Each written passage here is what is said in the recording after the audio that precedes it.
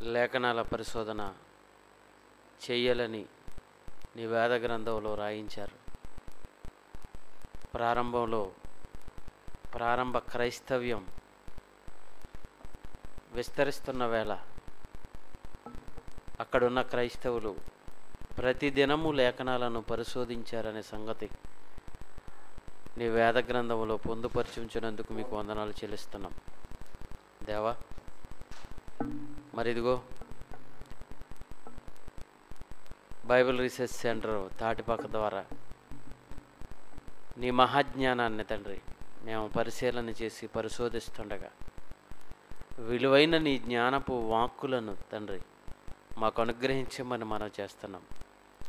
వింటున్న నీ పిల్లలు వినబడుతున్న ప్రతి మాటను తండ్రి హృదయపూర్వకంగా స్వీకరించి ఆ మాటలు హృదయాల్లో భద్రపరుచుకుని మరి అనేక మందికి చెప్పేవారుగా నీ పిల్లల్ని సిద్ధపాటు చేయమని కొద్ది సమయం తండ్రి వేద గ్రంథాన్ని మేము పరిశీలన చేస్తుండగా నీ జ్ఞానాన్ని మాకు అనుగ్రహించమని మనం అడిగి వేడుకు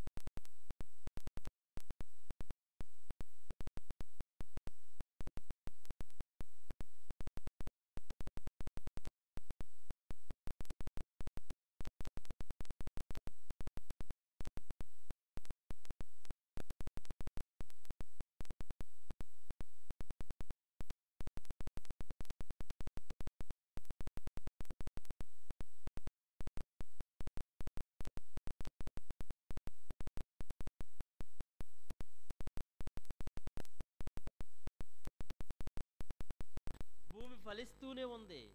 ఏమండి, ఎప్పుడో దేవుడు చేసిన అప్పటి నుంచి ఈ భూమి పుట్టి, ఈ విశ్వం పుట్టి, ఏమండి 1500 కోట్ల సంవత్సరాలు అయిందని చెప్తున్నారే. 1500 కోట్ల సంవత్సరాల నుంచి భూమి పండుతూనే ఉంది. ఇప్పటికీ ఇత్తనం వేయండి, ఒక ధాన్యపు గింజ పట్టుకెళ్ళి భూమిలో వేయండి, వెంటనే ఏమండి 3వ రోజుకి మొలకివ్వాలది. ఒక బీర విత్తనం భూమిలో పెట్టండి, మొలక రావాలి, మొలకొచ్చేస్తుంది. ఏ విత్తనాలు వేయండి, మొలిపించేస్తుందండి భూమి. చెట్లకు కాయల్ని ఇస్తుందండి, బలాన్ని ఇస్తుంది. ఈ భూమి నుండే కదండి సారం అంతా పీల్చుకుంటున్నాం. ఎంత సారవంతమైన భూమి అండి మనది. మనం ఉన్న ఈ భూమి, ఈ నేల ఎంత సారవంతమైంది. ఎంత సారవంతంగా రావటానికి ఇది ఎన్నో సంవత్సరాలు, ఎన్నో కోట్ల సంవత్సరాలు ఎలా ఉందో తెలుసా?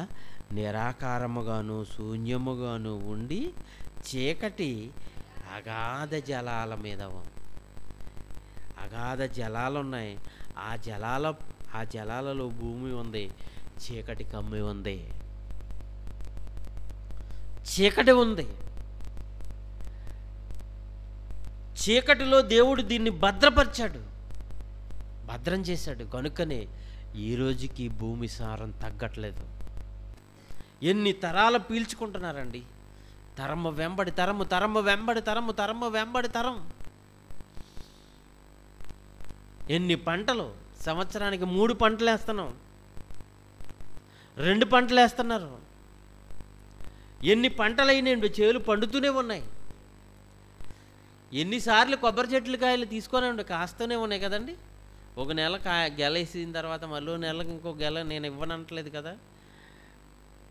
కొడుకుని నమ్ముకుని కంటే కొబ్బరి చెట్టుని నమ్ముకోమన్నారు మనోళ్ళు. ఎందుకు? కొడుకు నెలకి సరిగ్గా జీతం పంపుతాడో లేదో తెలియదు, కానీ కొబ్బరి చెట్టు మాత్రం కొబ్బరికాయలు ఇచ్చేస్తుంది, కొబ్బరికాయలు కాస్తుంది. కనుక మామిడి చెట్టు వేసవికాలంకి వచ్చేటప్పుడు కదా మామిడికాయలు కాసేయాలి. చింత చెట్టు నిండా చింతకాయలు కాసేయాలి. ఒక నిమ్మ చెట్టు నిమ్మకాయలు కాసేయాలి, దానిమ్మ చెట్టు దానిమ్మకాయలు కాసేయాలి. ఏమండి, చెట్టు నిండా కాయలే వస్తున్నాయి. ఎందుకు వస్తున్నాయి? భూమి పండుతుంది. భూమికి పండించే గుణం ఉంది, భూమికి జీవాన్నిచ్చే గుణం ఉంది. ఎంత జీవాన్నిచ్చే గుణం కలిగిన ఈ భూమి ప్రారంభ దశలో ఎలా స్టార్ట్ చేశాడు చూడండి. భూమికి పునాది వేసినప్పుడు నువ్వెక్కడ ఉంటివి? గతంలో మీకు చెప్పాను నేను. భూమిని దేవుడు నిరాకారముగాను శూన్యముగాను ఏమీ మొలవకుండా చేసి భూమి వర్క్ ఇంకా స్టార్ట్ అవ్వకముందు భూమిని ఎలా పెట్టాడు తెలుసండి? డార్క్ అండ్ కూల్ ప్లేస్, చీకటి చల్లని ప్రదేశం, చీకటి కలిగిన చల్లని ప్రదేశంలో భూమిని దేవుడు భద్రపరిచాడండి. దేవుడు భద్రపరిచాడు. కనుకనే ఈ రోజుకి భూమి చక్కగా పండుతుంది. కనుక మీకు అర్థమైందా? మళ్ళీ చదువుతున్నాను చూడండి. భూమి నిరాకారముగాను శూన్యముగాను ఉండెను, చీకటి అగాధ జలములపై కమ్మి ఉండెను, దేవుని ఆత్మ జలములపై అల్లాడిచుండెను. దేవుని ఆత్మ పెరుగుతుంది జలములపై. భూమి నీటిలో ఉంది, చీకటి కమ్మి ఉంది. చల్లని చీకటి ప్రదేశంలో భద్రపరచబడిన భూమి తర్వాత కాలంలో ఒక మహా కార్యక్రమం భూమి ద్వారా జరగబోతుంది. అందుకే దేవుడు అలా చేశాడు. రైట్. దేవుడు కలిగించిన పని, మొట్టమొదటి పని అంటే ఆదికాండంలో ఇక సృష్టి అంతా చేయటానికి ముందు నీళ్లు కలిగించాడు, చీకటిని కలిగించాడు, భూమిని ఆకారం లేనిదిగా చేసి నీటిలో నానబెట్టి చీకటిలో భద్రపరిచి ఉంచాడు. ఆ తర్వాత సృష్టిని ప్రారంభిస్తున్నాడండి. వర్క్ చేయటం ప్రారంభిస్తున్నాడు. పని గతంలో గత వారం మీకు చెప్పాను పని ఎలా జరుగుతుంది, ఇది ఎలా జరిగింది. శాస్త్రానికి తెలియని సంగతులు ఆదికాండం 1వ అధ్యాయంలో రాయబడినవి. ఎలా జరుగుతుందో చూడండి.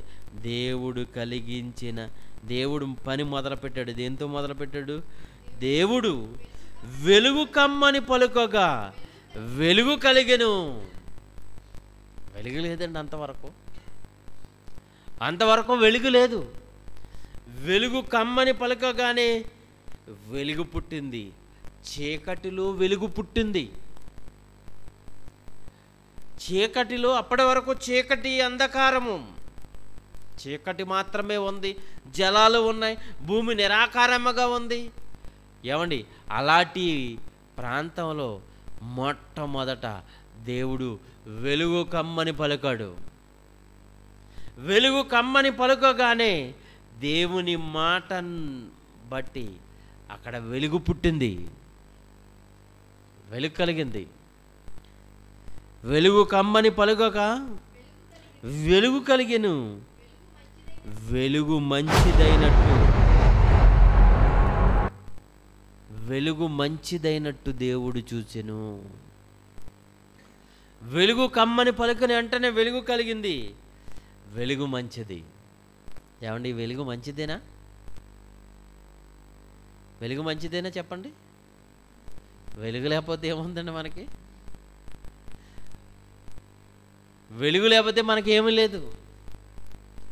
చీకటిలో మనం చూడలేం, చీకటిలో నడవలేం, చీకటిలో పని చేయలేం. వెలుగు ఉండాలి. వెలుగు వచ్చింది. ఈ వెలుగు లేకపోతే మనకి ఏమీ లేదండి, అంధకారమే.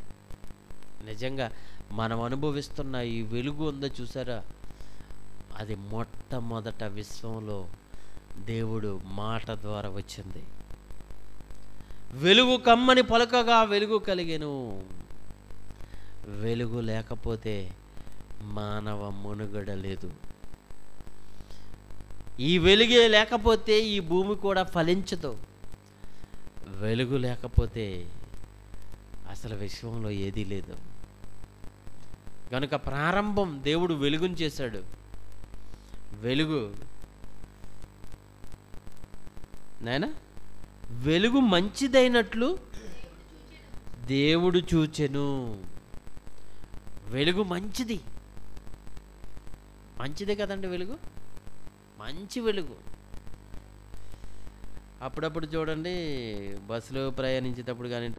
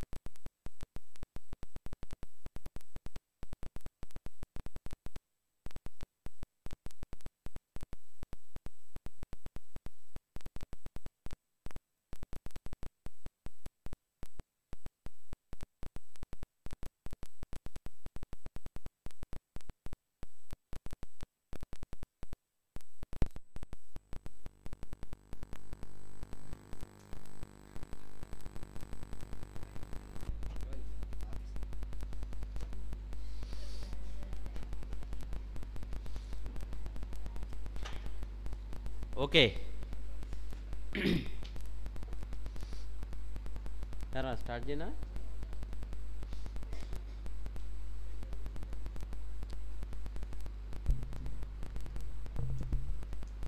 వెలుగు కమ్మని పలుకగా వెలుగు కలిగెను.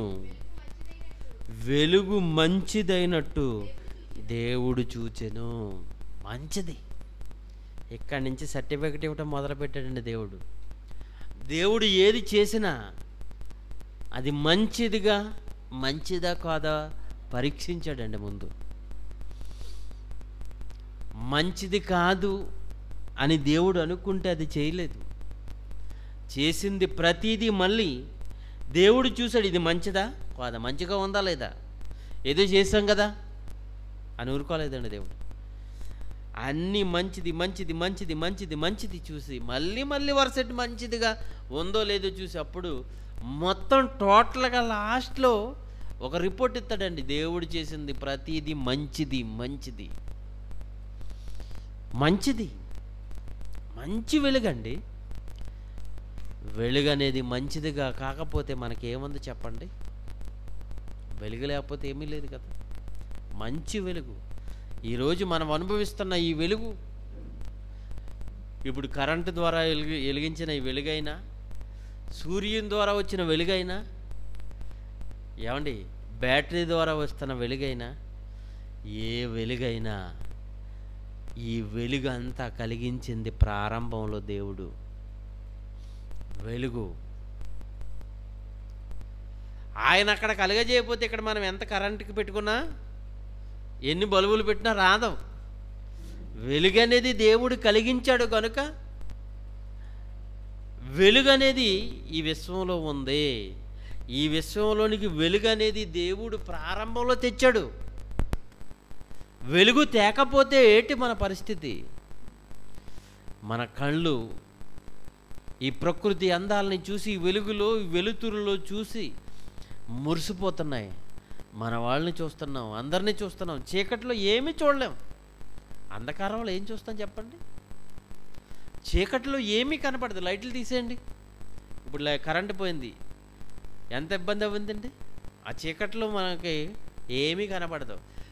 నడిచి వెళ్ళాలన్నా నడిచి వెళ్ళలేము. చీకట్లో ఏమొస్తుందో, ఎదర ఏముందో, మన అడుగు ఎక్కడ పడుతుందో తెలియదు. ఎటు కదలలేని పరిస్థితి మనిషికి దాపరిస్తుంది వెలుగు అనేది లేకపోతే.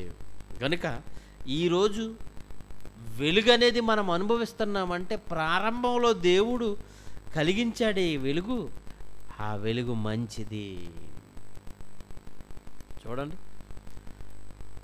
లైట్ వేసిన వెంటనే ముద్దెట్టుకుంటారండి ఒక్కొక్కరు. అంతేనే బస్సులో కానీ ట్రైన్లో కానీ లైట్ ఎలాగేసారనుకోండి అంటారు. అలా చూసి ఇలా ఉంటాడు. ఒక అతను, నేను ఎప్పుడో నేను టీనేజ్లో ఉండగా బస్సులో ప్రయాణిస్తున్నప్పుడు నా పక్కన కూర్చున్న అతను నైట్ ప్రయాణం వస్తున్న చీకటి పడింది, లైట్ వేసాడు, వెంటనే ఇలా ముద్దెట్టుకున్నాడు. అప్పుడు నేను ఇలా ముద్దెట్టుకున్నాను. నా వంక చూస్తున్నాడు, ఏంటి ఇలాగనేసి. నువ్వు అలా ఏంటండి మీరు అలాగ పెట్టుకున్నారు అని. మీరు అలాగ ఎందుకు పెట్టుకున్నారు అన్నాను నేను. ఇలాగే కదండి పెట్టుకుంటారు. అలా పెట్టుకోవాలని ఎక్కడ ఉందయ్యా? అప్పుడు దాన్ని అతను కదలయటానికి, డిస్కషన్ చేయడానికి, మనం ఏదో ఒకటి చెయ్యాలనేసి అలా చేసి మొదలు పెట్టడం జరుగుతుంటుంది. ఓకే, చాలామంది సెంటిమెంట్ లైట్ కనపడగానే దండం పెట్టుకుంటారు. షాపుల్లో చూడండి, సార్ లైట్ వేసాను సార్ అని డబ్బులు ఇచ్చిన వెంటనే ముద్దు పెట్టుకుని అందరూ పెట్టుకుంటాడు. ఏంటి లైట్కి ఉన్నంత ఆసక్తి ఏంటంటే, లైట్ లేకపోతే, ఆ లైట్ లేకపోతే వ్యాపారం ఏం జరుగుతుంది? ఈ వ్యాపారం జరగడానికి లైటే కారణం. కనుక లైట్ని ఏమనుకుంటున్నారో తెలుసా అండి? లైట్ దేవుడండి. లైట్ని పూజిస్తున్నారండి, వెలుగును పూజిస్తున్నారండి, వెలుగును పూజిస్తున్నారు. వెలుగును కలిగించిన దేవుణ్ణి మాత్రం మర్చిపోయారు. వెలుగు వచ్చింది కనుక, వెలుగు ద్వారా మనం ఈ భూమి మీద బ్రతుకుతున్నాం కనుక, వెలుగు లేకపోతే ఏమీ లేదు కనుక ఈ వెలుగు మనకు దైవం అనుకుంటున్నారు. దేవుణ్ణి మాత్రం పక్కనెట్టేశారు. అర్థమవుతుందా మీకు? కనుక ఈరోజు మనం అనుభవిస్తున్న ఈ వెలుగు దేవుని వలన వచ్చింది. దేవుడిచ్చాడు, అది మంచిదిగా చూశాడు. మంచి వెలుగు. చెడ్డ వెలుగు వస్తే మనం బ్రతకలేమండి. చెడ్డ వెలుగు వస్తే మనం బ్రతకలేము.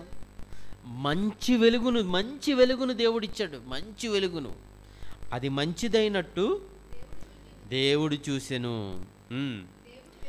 దేవుడు వెలుగును చీకటిని వేరుపరిచెను. నాయన చైర్ ఏమైనా ఉంటే ఇవ్వండి. ఏమీ లేదా? ఎక్కడో చైర్ ఉంది చూడండి. అయ్యో దీన్ని కదపకో. ఓకే, కూర్చోండి. వచ్చిన వాళ్ళని నెమ్మదంగా కూర్చోబెట్టండి. క్లాస్లో రన్ అయిపోతుంటుంది. Okay, right. ఇక్కడ ఒక గొప్ప కార్యక్రమం దేవుడు చేస్తున్నాడు. వెలుగు కలిగించాడు, రైటే. అప్పటి వరకు చీకటి ఉంది, చీకటి ముందే కలిగించాడు. చీకటి ఉంది, వెలుగు కలిగించాడు. వెలుగు చీకటి ఎలాగుందో తెలుసా?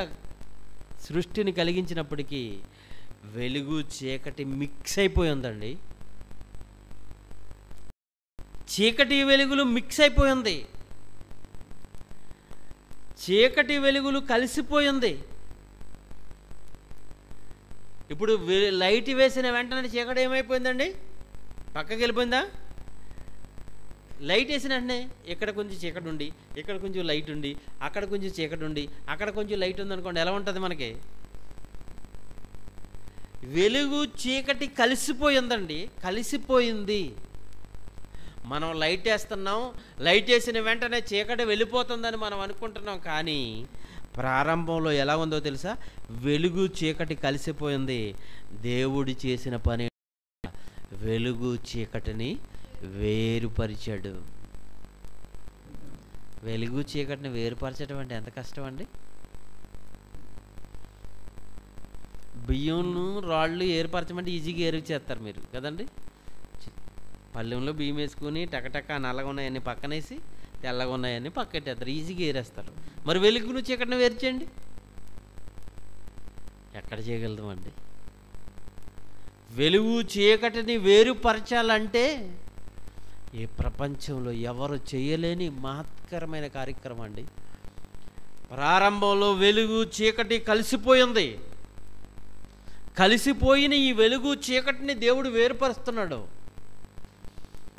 ఎలా వేరుపరిచాడో మీకు తెర మీద చూస్తాను. లైట్స్ ఆఫ్ చేయండి. ఆయన వెలుగు చీకటిని ఎలా వేరుపరిచాడో దేవుడు.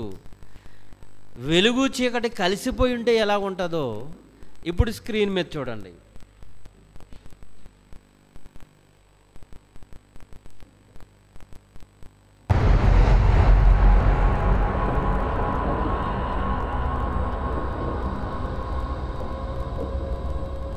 చీకటి ఎంత ఉందండి.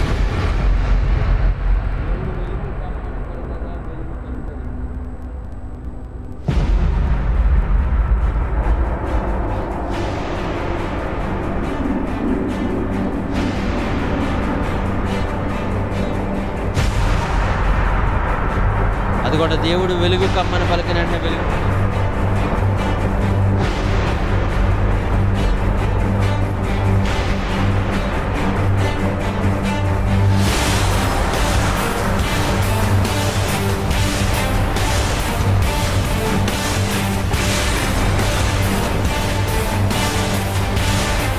వెలుగు చీకటి కలిసిపోయి ఉంటున్నాయి.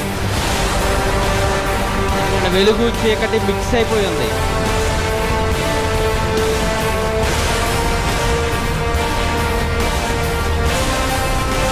ఇప్పుడు వెలుగు చీకటి దేవుడు వేరుపరుస్తున్నాడు.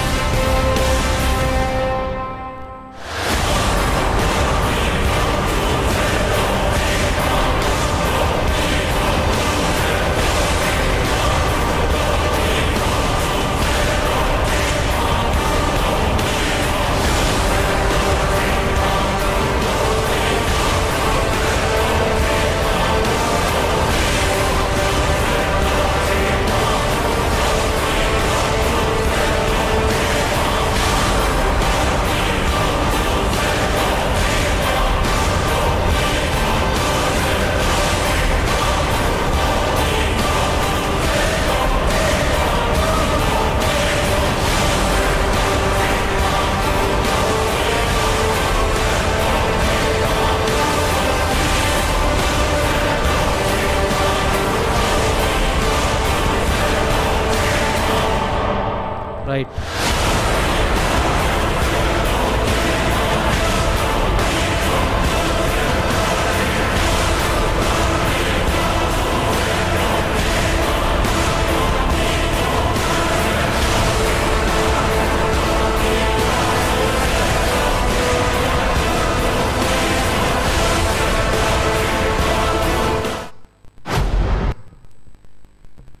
ఓకే అండి. ఇది కేవలం ఊహా చిత్రం అండి, ఒరిజినల్ కాదు. ఒరిజినల్ ఊహించలేంది. ఇది కేవలం దేవుడు వెలుగును చీకటిని దేవుడు ఎలా వేరుపరిచి ఉంటాడో, మిక్స్ అయిపోయిన వెలుగు చీకటి మిక్స్ అయిపోయిన దాన్ని దేవుడు ఎలా వేరు చేసి ఉంటాడో అన్నదానికి చిన్న ఊహా చిత్రం అండి ఇది. ఒరిజినాలిటీ అయితే చాలా అసలు ఊహించలేం మనం. వెలుగు చీకటి కలిసిపోయి ఉన్నది దేవుడు వేరు చేశాడు. వేరు చేసి దేవుడు మంచిదని దేవుడు చూశాడు. వెలుగు చీకటి వేరువేరుగా ఉండాలి, అది దేవుడు కోరుకున్నాడు. కలిసి ఉండకూడదు.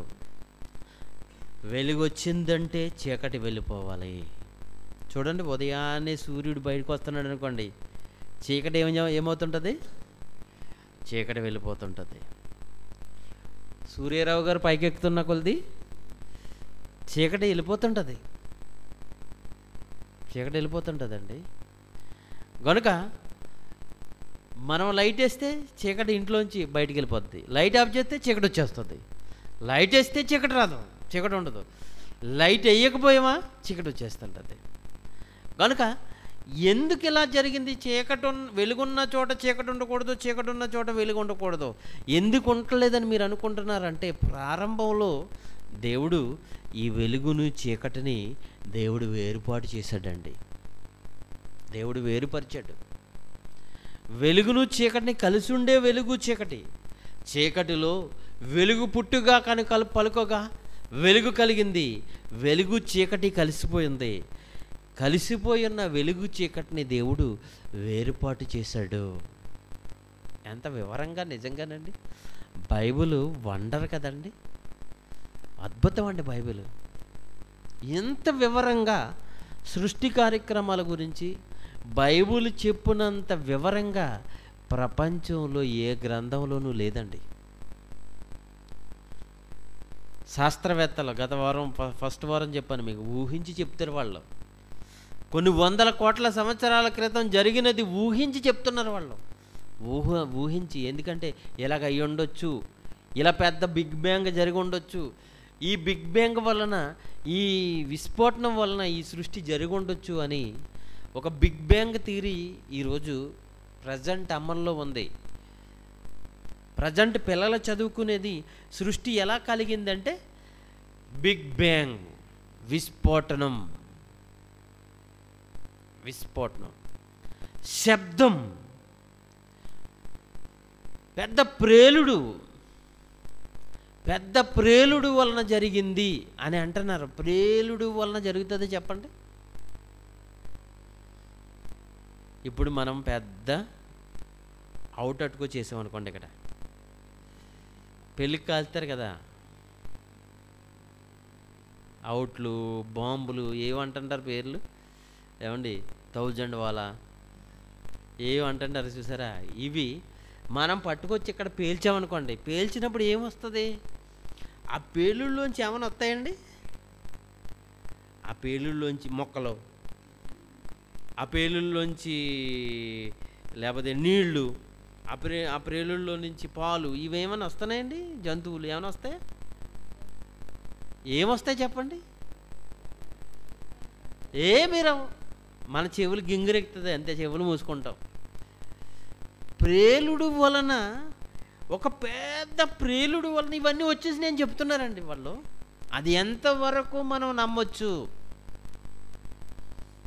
ఈరోజు పేలిస్తే ఏమైనా వస్తున్నాయా? ఈరోజు ఆ శబ్దం చేస్తే, ఆ ప్రేలుడు చేస్తే, ఒక బ్లాస్టర్ అవుతే దానివల్ల ఏమైనా వస్తున్నాయా? ఏమి రావు. వీళ్ళు కొన్ని వందల కోట్ల సంవత్సరాల క్రితం జరిగినది ఊహించి చెప్పటంలో ఏదో ఒక తప్పు చేస్తున్నారనిపిస్తుంది. ఎందుకంటే కరెక్ట్ అయింది వాళ్ళు చెప్పలేకపోతున్నారు. ఈ విశ్వం గురించి వాళ్ళకి తెలిసింది 10% మాత్రమే. వాళ్ళు తెలుసుకోవాల్సింది 90% ఉంది. బైబిల్ 100% చెప్తుంది. బైబిల్ NH7, NH5 లేకపోతే NH1 ఏదో హైవే పేరు చెప్తాం మనం, అది ఢిల్లీకి వెళ్ళిపోతుంది. ముంబైకి వెళ్ళే మార్గం ఇదిగో మార్గం, చెన్నైకి వెళ్ళే మార్గం ఇది మార్గం. ఏ మార్గానికి ఏ దేనికైనా మార్గం చెప్పగలం, కానీ వెలుగు నివసించే చోటుకు మార్గం ఏది? విశ్వపు వెలుగు ఇది ఎక్కడి నుంచి వస్తుంది? ఈ వెలుగు ఎక్కడి నుంచి వస్తుంది? ఆ వెలుగు నివసించే చోటు వేది అని అడుగుతున్నాడు. చీకటి అను దానికి ఉనుకుపట్టు ఏది? చీకటి. వెలుగు వస్తుంది, చీకటి వస్తుంది, వెలుగు తర్వాత చీకటి, చీకటి తర్వాత వెలుగు, ఒకదాని తర్వాత ఒకటి, ఒకదాని తర్వాత ఒకటి వస్తూనే ఉన్నాయి. ఒకదాని తర్వాత ఒకటి వస్తూనే ఉన్నాయి. ఇవి శాశ్వతంగా ఎక్కడ ఉండిపోతున్నాయి? ఎక్కడి నుంచి వస్తున్నాయి? ఈ చీకటి ఎక్కడి నుంచి వస్తుంది? ఈ వెలుగు ఎక్కడి నుంచి వస్తుంది? ఈ రెండు అనుభవిస్తున్నాం మనం. మన కళ్ళు చూస్తున్నాయి, చీకటిని చూస్తున్నాం, వెలుగుని చూస్తున్నాం. రాత్రి పడగానే చీకటి పడుతుంది, ఉదయాన్నే రాగానే వెలుగు వచ్చేస్తుంది. ఈ రెండు మనం చూస్తున్నాం. వీటి ఉనికి పొట్టు ఎక్కడుంది? ఇవి ఎక్కడ? వీటి పోవు మార్గం ఏది? ఎక్కడుంటున్నాయి ఇవి? తర్వాత చదవమ్మా. దాని సరిహద్దునకు, దాని సరిహద్దు ఏది? హద్దు. చూసారు కదండి ఇప్పటి వరకు హద్దు, సరిహద్దు ఎక్కడ కనపడుతుంటాయి మనకి? భూముల దగ్గర కనపడుతుంటాయి. మా సరిహద్దు అండి ఇది అంటే రాళ్ళు వేసేస్తారు, లేకపోతే కంచి కట్టేస్తారు, స్తంభాలు వేసేస్తారు, ఏదో చేసేస్తుంటారు. చైనాకి సరిహద్దు ఏం చేశారో తెలుసండి? చైనా చుట్టూ గోడ కట్టేసుకున్నారండి వాళ్ళ అంకులు. ఇతర దేశాల నుంచి దాడి రాకుండా సరిహద్దులకు. ఎప్పటికీ సరిహద్దుల్లో ప్రతి దేశపు సైన్యం సరిహద్దుల్లో పోరాడుతుంది. హద్దు దాటి వాళ్ళ రాకూడదు. వాళ్ళ హద్దు అక్కడ వరకే. మన కొనుక్కున్న భూమికి సరిహద్దు ఉంది, మన ఇంటికి సరిహద్దు ఉంది, తోటకి సరిహద్దు ఉంది, చేనుకు సరిహద్దు ఉంది, మన ఊరికి సరిహద్దు ఉంది, మన మండలానికి సరిహద్దు ఉంది, మన జిల్లాకి సరిహద్దు ఉంది, మన రాష్ట్రానికి సరిహద్దు ఉంది, మన దేశానికి సరిహద్దు ఉంది. వెలుగు చీకటికి కూడా సరిహద్దు ఉంది. హద్దు. దాని సరిహద్దునకు నీవు వెలుగును కొనుపోవద్దువా? చీకటి హద్దు దాటి వెలుగును చీకటిలోనికి తీసుకుపోతావా చెప్పు? ఇది దేవుడు అంటున్నాడు. ఆయన వేరుపరిచాడు చీకటిని, వెలుగును ఆయన వేరుపరిచాడు. వేరుపరిచిన చీకటిని, వెలుగు నువ్వు కలపగలవా? మనిషి నువ్వు చెప్పంటున్నాడు. దేవుడు వేరుపరిస్తే మనిషి కలపలేడండి. దేవుడు వేరు చేశాడు. ఇంకెప్పుడు ఒక హద్దులోనికి ఒకటి వెళ్ళవు. అది ఈ మాట చెప్తున్నాడు యోబు గారితో. చీకటి హద్దులోనికి వెలుగు వెళ్ళదు, వెలుగు హద్దులోనికి హద్దు దాటి ఏమండి చీకటి వెళ్ళదు. ఒకదాని హద్దు చీకటి వస్తే వెలుగు వెనక్కి వెళ్ళిపోవాలి. రెండు కలపలేమండి మనం. మానవ చేత కానిది. చీకటిని వెలుగుని దేవుడు కలిగించిన దేవుడే వేరుపరిచాడు. వేరుపరిచిన దేవుడు మీరు కలపగలరా అని అడుగుతున్నాడు. వాడి హద్దులు చెరిపేయగలరా? చీకటిని వెలుగును దేవుడు వేరుపరిచెను అని రాయబడింది. దేవుడు వేరు చేసింది మనిషి కలపలేడండి. ఒకవేళ ప్రయత్నించు. యోబుతో అంటున్నాడు, పౌరుషం తెచ్చుకోండి, నేను ప్రశ్న వేస్తాను, దానికి సమాధానం చెప్పండి. చీకటి వెలుగు ఎందుకు వేరుగా ఉన్నాయి? అవి హద్దులు దాటి ఒకదాని హద్దులోనికి ఒకటి ఎందుకు వెళ్ళట్లేదు? వెలుగును చీకటి హద్దులోనికి తీసుకెళ్ళగలుగుతావా? చీకటిని వెలుగు హద్దులోనికి తీసుకురాగలుగుతావా? నువ్వు తీసుకురాలేవు. చీకటి ఉన్న చోట వెలుగు ఉండదు, వెలుగున్న చోట చీకటి ఉండదు. హద్దులు, దీని హద్దులండి, దీని హద్దులు, చీకటికి వెలుగుకి హద్దులు దేవుడు వేరు చేశాడు. వేరు చేసిన దేవుడు అది మంచిది, మనిషికి మంచిది. వేరు చేయకుండా ఉంటే మనం పడదామండి పాటలు, చాలా పాటలు పడతాం. చీకటిని వెలుగుని దేవుడు వేరు చేయకుండా ఉంటే మన మనుగడ కష్టమేనండి ఈ భూమి మీద. రెండు వేరుగా ఉంటున్నాయి. ఎప్పటి వరకు ఈ విశ్వం ఉన్నంత వరకు వేరుగా ఉండవలసిందే. ఈ సృష్టి నిలిచి ఉన్నంత వరకు ఈ వెలుగు చీకట్లు ఒకదాని తర్వాత ఒకటి రావాల్సిందే. ఒకదాని హద్దులోకి మరొకటి వెళ్ళటానికి వీలు లేదు. వెలుగున్న చోట చీకటి ఉండకూడదు, చీకటి ఉన్న చోట వెలుగు ఉండకూడదు. రండి మొదట అధ్యాయానికి వచ్చాను. మళ్ళీ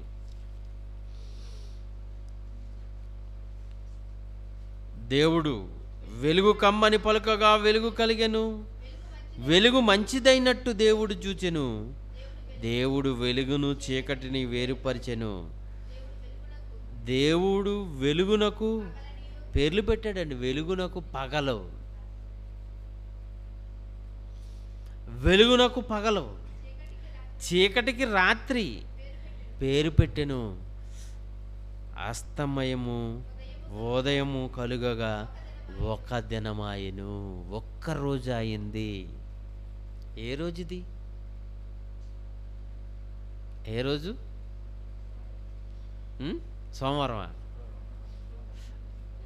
సోమవారమా, మంగళవారమా, బుధవారమా, ఈరోజు శుక్రవారం?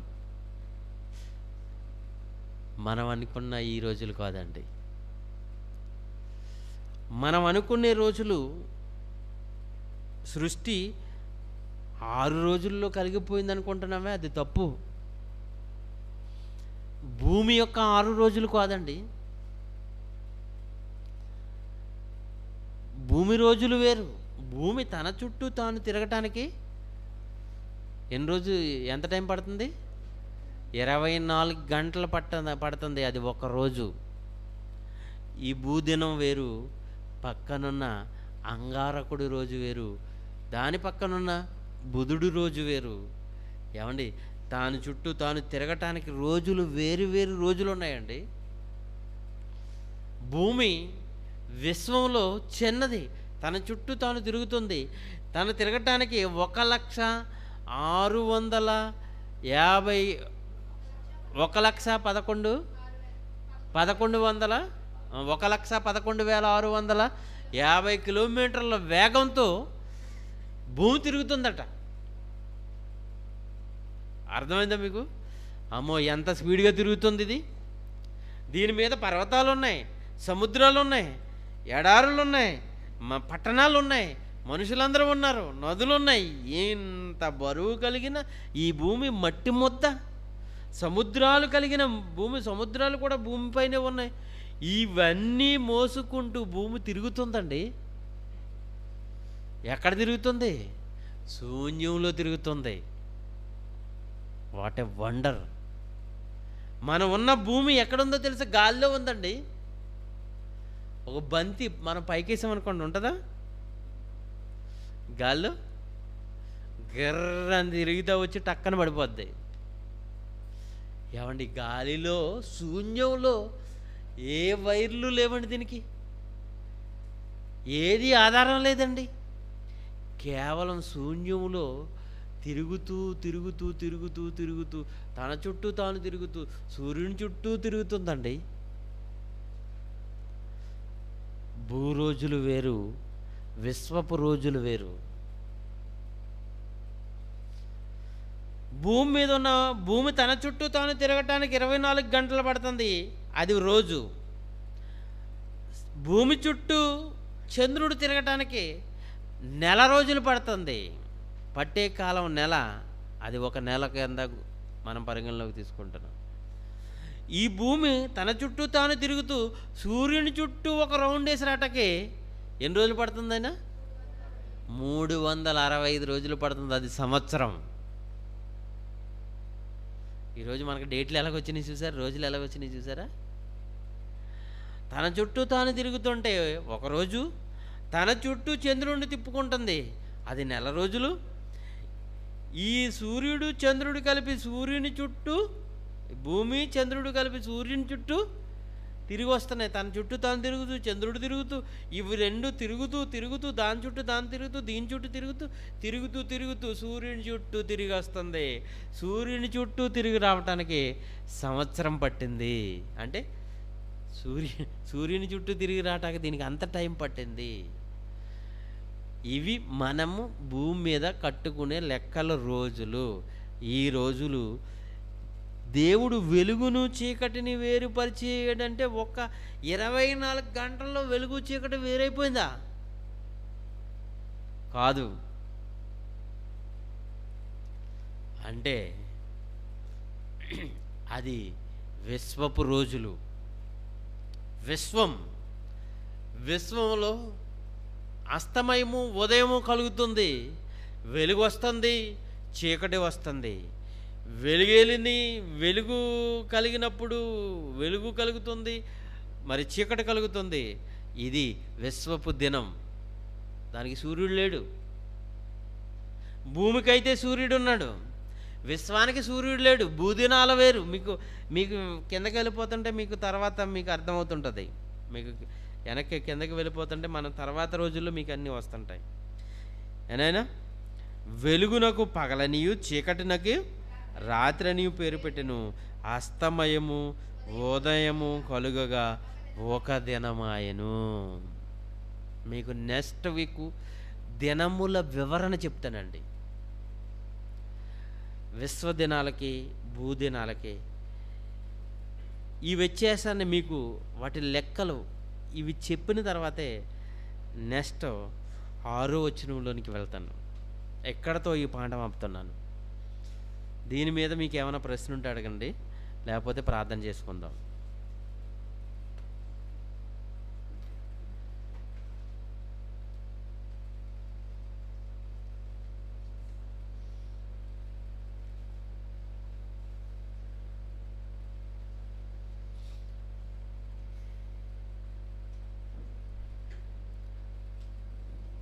Live close చేసేనా?